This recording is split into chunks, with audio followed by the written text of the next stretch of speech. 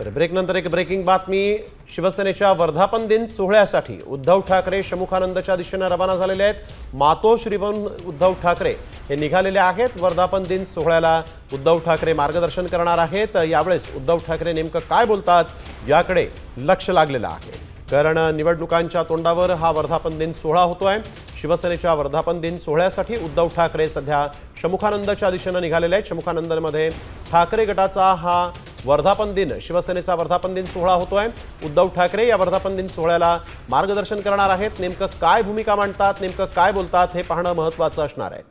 महापालिका निवडणुकीच्या तोंडावर उद्धव ठाकरे यांच्या शिवसेनेचा हा वर्धापन दिन सोहळा अत्यंत महत्त्वाचा, आणि या वर्धापन दिन सोहळ्याच्या कार्यक्रमानिमित्त उद्धव ठाकरे महाराष्ट्रासमोर नेमकी काय भूमिका मांडतात, युती आघाडीच्या राजकारणासंदर्भात नेमकं काय भाष्य करतात हे पाहणं अत्यंत महत्त्वाचं ठरणार आहे।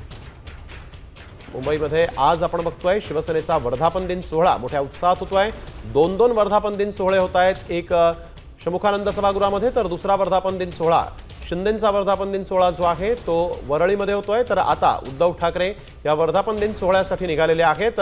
गाड्यांचा ताफा या ठिकाणी निघाल्याचं पाहायला मिळतं।